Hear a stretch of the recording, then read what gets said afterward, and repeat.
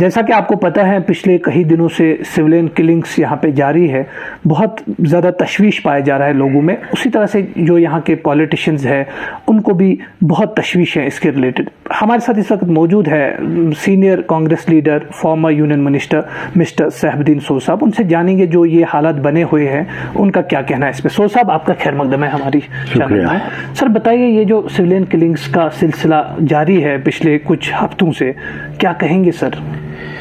तो ये अच्छा है कि बराह रास्त आपके ज़रिए मेरी बात पहुंचेगी, वरना कुछ लोग मिस इंटरप्रेट करते रहते हैं, अपनी बात कहते हैं, वो बात मैंने नहीं कही होती है। मसलन मैंने इसमें तांबुल के बगैर फौरन कहा कि ये कंडेमनेबल चीज़ें हैं और कश्मीर की वास्ट मेजॉरिटी, सारे कश्मीरी दुखी हैं, वो किसी तरह भी इसको कबूल नहीं कर सकते। वायलेंस ख़राब चीज़ है और उसको हम मजम्मत करते हैं, हर किस्म की वायलेंस। और फिर जो हथियार के बगैर हो, बेकसूर हो, इनोसेंट, जैसे वो मजदूर मारे गए, ये तो बिल्कुल यह उसूल के खिलाफ है, इंसानियत के खिलाफ है, ये क्राइम है। और जो लोग मारते हैं उनको सोचना चाहिए क्यों मार रहे हैं। वो तो रिज़्क की तलाश में यहाँ आ गए, गरीब लोग बिहार से आए, बिहार में कुछ पॉकेट्स गरीब हैं, उड़ीसा में कुछ पॉकेट्स एरियाज गरीब हैं, वो लोग यहाँ आते हैं मजदूरी के लिए। ऐसे इनोसेंट लोगों को मानना जो है ये खुद इस्लाम की तौहीन है, क्योंकि इस्लाम में मसावात है, इस्लाम में ऐसे लोगों को मारना हराम है। आप लाठी नहीं उठा सकते, तमाचा नहीं मार सकते हैं उस शख्स को जो बीमार है या आपके साथ लड़ना नहीं चाहते हैं, बेकसूर है। वो कैटेगरीज हैं 10-11 जो बिल्कुल मना है। तो आप क्या करते हैं? आपको, अगर आप इस्लाम से वाबस्ता हैं तो ये फौरन छोड़ दीजिए ये काम। अगर इस्लाम से वाबस्ता नहीं और किसी रिलीजन से है, हर रिलीजन में वायलेंस के खिलाफ हुक्म है, ये मान लीजिए आप। और इससे कश्मीर की, क्योंकि कश्मीर में ये वाक़ात हो रहे हैं, बदनामी हो रही है लोगों की। यहाँ के लोग अमन पसंद हैं, शरीफ लोग हैं, डिग्निफाइड हैं, वो वायलेंस नहीं चाहते हैं। और फिर अगर कश्मीर में ये कत्ल गारत होती है तो उससे सारी आबादी पर बुरा असर पड़ता है। तो मैंने इसके खिलाफ स्टैंड लिया। और न्यूज़ 18 ने ऐसी शरारत की है जो मैंने कहा नहीं है, वो कहा उन्होंने, क्योंकि बेरहम लोग हैं। इनको ये खुद इंसानियत के खिलाफ है। गुंडे, जो लफ्ज मैंने नहीं कहा वो मुझसे मंसूब करते हैं। ये कोई प्रेस है?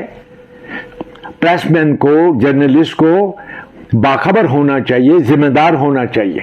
सर, आप चूंकि दिल्ली में भी सरकार में रहे, स्टेट में भी आपने सरकार चलाई, आज तक ऐसी सिचुएशन हमने कभी नहीं देखी, चाहे वो 90s हो, चाहे वो रिसेंटली जब आर्टिकल 370 हटा तो उस टाइम भी ये जो बाहर से मजदूर लोग हैं यहाँ पे काम करते थे। लेकिन पहली बार ऐसा एटमॉस्फेयर क्रिएट किया जा रहा है, या यूं कहेंगे कि टारगेट किलिंग्स की जा रही है। तो ये एक खदशा नहीं है इसमें कि कहीं और अगर इस तरह से चलता गया तो हालात बहुत बिगड़ जाएंगे? बहुत बिगड़ जाएंगे। सवाल ये है कि ये तो काम है एडमिनिस्ट्रेशन का।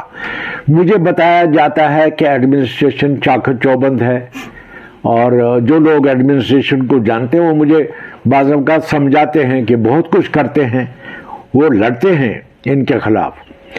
लेकिन जब ये क्लिक्स होती है, मैं कहता हूँ एडमिनिस्ट्रेशन कहाँ है? अगर एडमिनिस्ट्रेशन है तो वो इसको रोक ले, इस कत्ल गारत को। और जो इनोसेंट लोग हैं उनका जीना जो है वो ठीक बनाएं, अमन से बनाएं। तो ये तो एडमिनिस्ट्रेशन का काम है। तो एडमिनिस्ट्रेशन को मेन स्ट्रीम की कॉपरेशन मिलेगी, चाहे नेशनल कॉन्फ्रेंस है, पीडीपी है, अपनी पार्टी है, पीपल्स कॉन्फ्रेंस है, तो दूसरी पार्टीज हैं, सीपीएम है, कांग्रेस है। तो सर आप कहते हैं कि सारे लोग कॉपरेट करेंगे, सारी पार्टीज को एकजुट होना चाहिए इस मुद्दे पे। इस मिनेस को, इस तबाही को रोकने के लिए सबको एकजुट होना चाहिए। सोचना चाहिए कैसे बचाएंगे कश्मीर को, ये तो करना चाहिए। उनको किसी चीज का इंतजार नहीं करना चाहिए। सर, पॉलिटिकल लेवल पे अभी जैसे गवर्नमेंट ने कहा था कि इलेक्शन होंगे, पहले आर्टिकल 37 के बाद गवर्नमेंट ने कहा कि यहाँ पे पीस आया है, अब इलेक्शन भी करवाएंगे, लेकिन आज तक उसमें कोई प्रोसेस नहीं चला है। क्या नहीं, मेरा ख्याल है कि गवर्नमेंट ऑफ इंडिया इतनी संजीदा नहीं है इस बारे में। मोदी जी को सोचना चाहिए कि ये जो ज़बानी जमा खर्च करते हैं, उससे काम नहीं चलेगा। असल इलाज तो इलेक्शन है, अमली बने, उसमें देर नहीं करनी चाहिए। फिर आप पैरा फोर्सेस हैं, आर्मी है, दूसरी पुलिस है, जम्मू कश्मीर पुलिस भी है, उनकी शानदार तारीख है। उनको इस बिद्दत से, इस खराबी से कश्मीर को बचाना चाहिए और इनोसेंट लोगों को बचाना चाहिए। कोई भी किसी फिरके से ताल्लुक रखता हो, इनोसेंट लोगों से छेड़ना नहीं चाहिए किसी तरह से। उनकी जिंदगी जो है, उनका जीना जो है वो सुरक्षित बनाया जाए, उनको अमन से जीने का हक है, वो गवर्नमेंट का काम है ऐसा करना और करना चाहिए। तो धमकियां देना या जबानी जमा खर्च करना या दिल्ली से यहां से, इससे काम नहीं चलेगा। आप you catch the bull bye it's horns, जैसा कहते हैं अंग्रेजी में कि आपको बैल को पकड़ना है तो सींग से पकड़ लीजिए, इन्हें आमने सामने, और उसको रोके खराब काम करने से।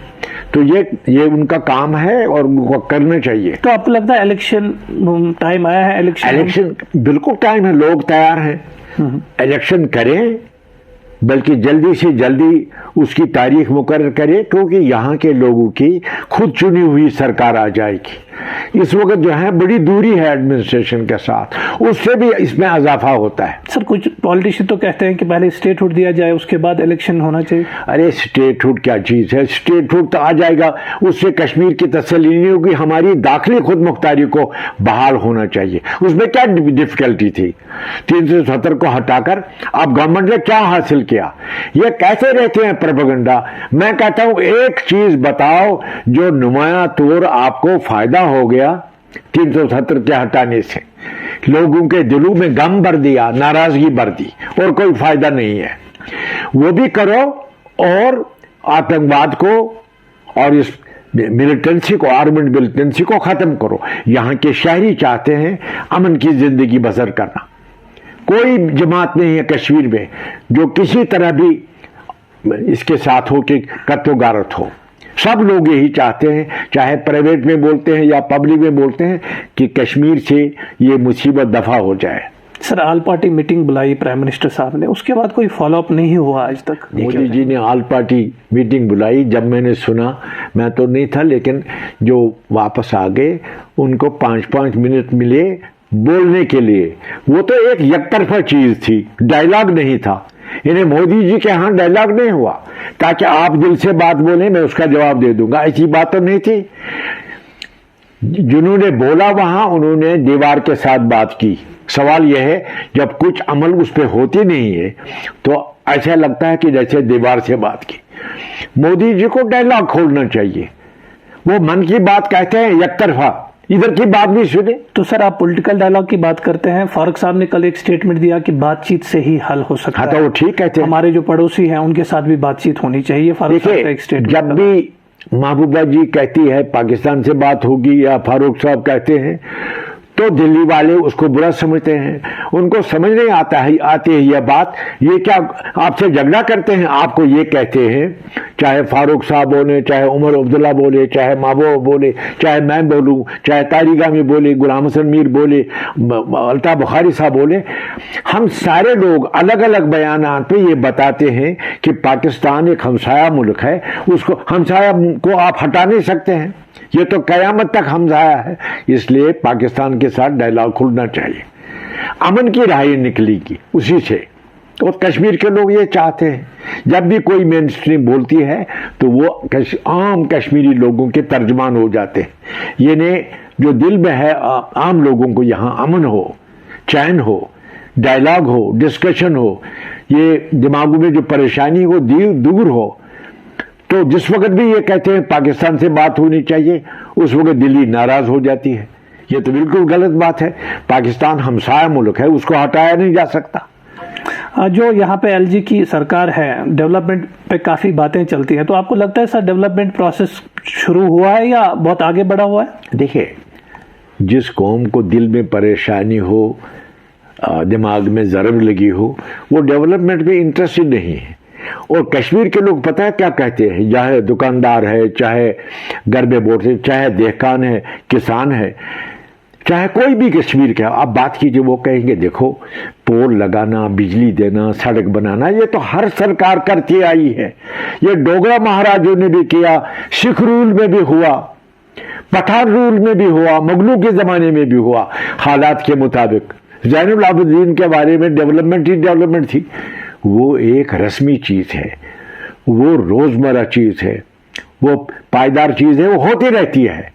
उसके बारे में प्रोपेगेंडा करना ठीक नहीं है। अलबत्ता इस वक्त कश्मीर का दुख जो है ये दूर हो सकता। आप डायलॉग खोलिए, बात कीजिए। पहले यहां के मेन सेक्रेटरी से बात नहीं करते हैं, उनको दिल्ली बुलाया और उन पर तकरीर कर दी। मैंने उनमें से जो वहां से आया था उसको मैंने पूछा क्या हुआ, कहा उन्होंने तकरीर कर दी, मोदी जी ने तकरीर कर दी, हमने भी तकरीर कर दी। तो तकरीर उनसे थोड़ा होता है ये मसला, ये एक इंसानी मसला है, इसमें डायलॉग और डिस्कशन चाहिए।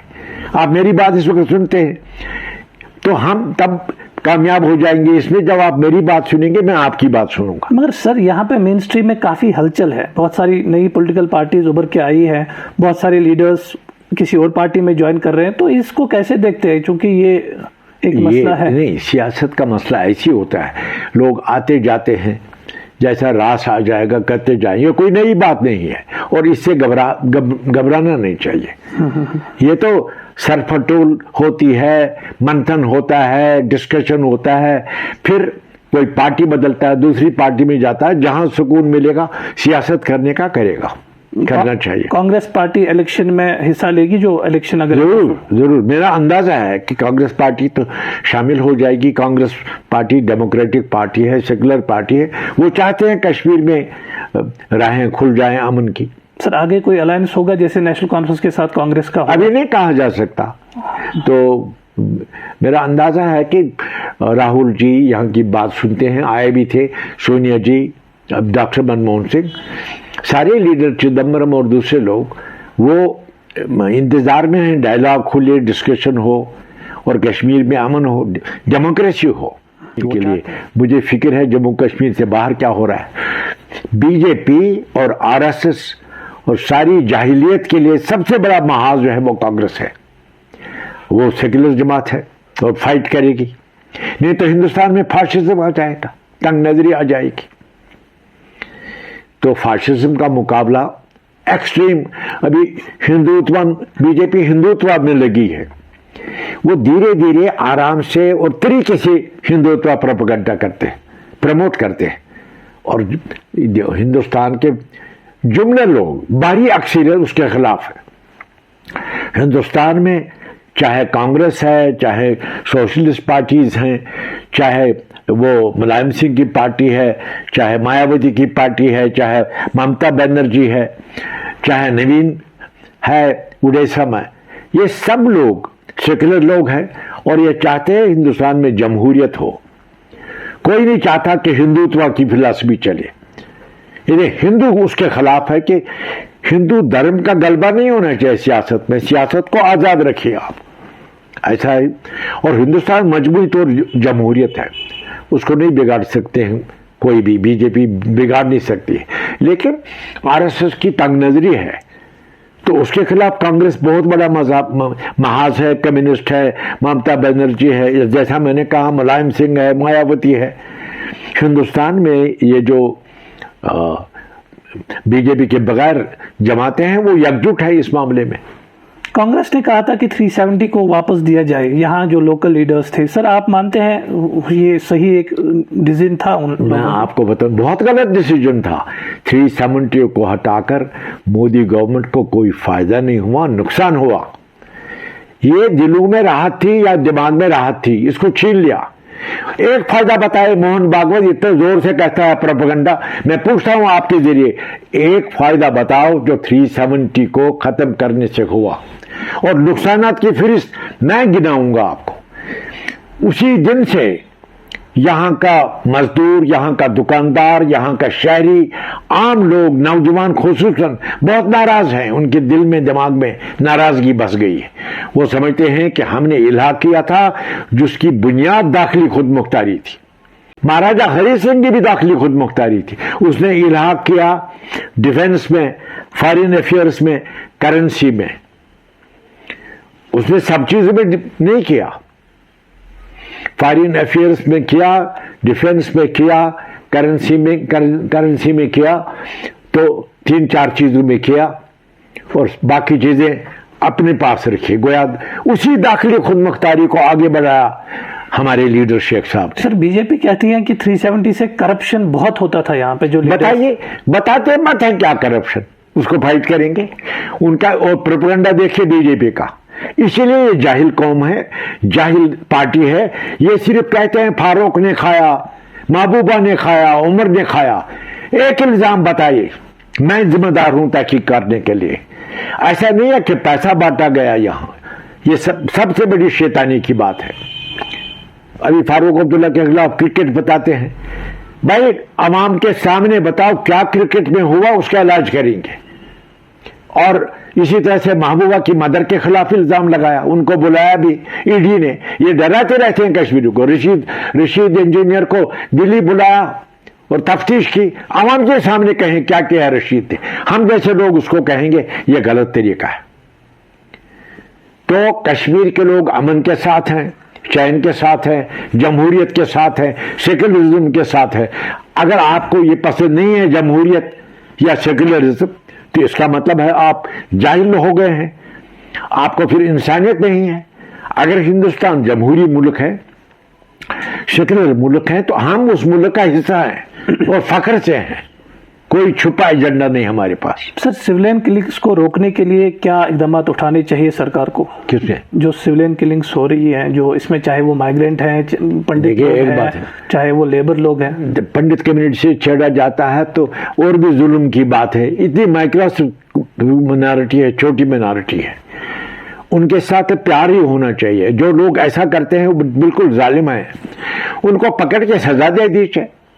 मगर एक बात है कि जब मुझे कहते हैं, अभी मुझे कुछ दोस्त हैं, उनको मैं पूछता हूँ गवर्नमेंट क्या कर रही है, उन्होंने मुझे इत्मीनान दिलाया लेफ्टिनेंट गवर्नर की गवर्नमेंट हो या दिल्ली की गवर्नमेंट है, वो बहुत कुछ करते हैं।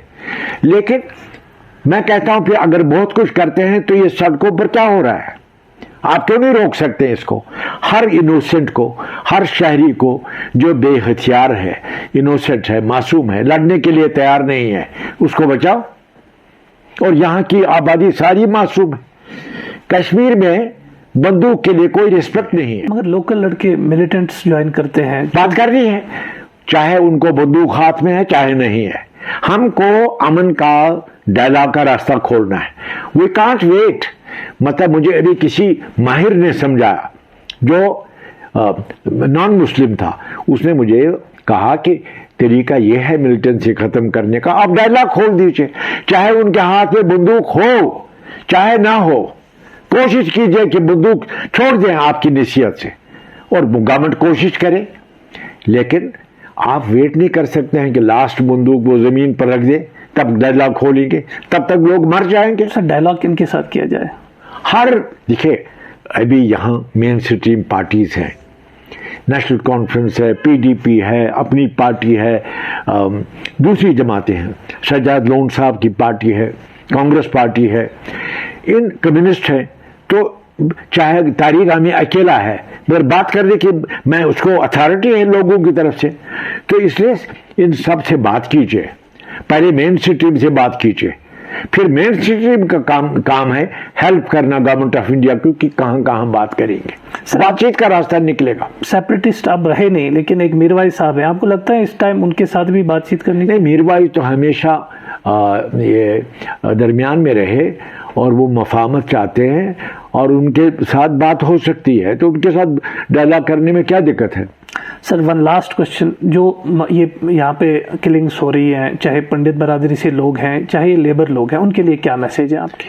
उनके लिए मैसेज है ये हीनस क्राइम्स हैं अगेंस्ट इंसानियत के खिलाफ, ये मुजरिमाना कार्रवाइयाँ हैं। और इन्हीं में वो लोग भी हैं जो लड़ना नहीं चाहते हैं, मासूम है, बेकसूर है। ये गुनाह अजीम है। अगर कोई लड़का जिसके हाथ में बंदूक है इस्लाम पर है, मुसलमान है, तो उसको सोचना चाहिए कि इस्लाम की तालीम क्या है। और इस्लाम की तालीम आसान है, घर में कुरान है, घर में हदीस है। देखिए हमारे रसूल सल्लल्लाहु अलैहि वसल्लम ने कभी उनके साथ लड़ाई नहीं की, जो लड़ना नहीं चाहते थे, बल्कि हज़रत सल्लल्लाहु अलैहि वसल्लम की लड़ाई उनसे थी जो उन पर हमला करना चाहते थे। कोई इस्लाम की लड़ाई ऐसे नहीं हुई कि इस्लाम ने शुरू की, बल्कि जब गलबा करने की कोशिश की, हमला कर दिया, तब इस्लाम में जायज़ है अपना बचाव करना। तो डिफेंस के लिए इस्लाम ने दिफा किया अपना। सोल साहब, आपने टाइम दिया, आपका बहुत बहुत शुक्रिया।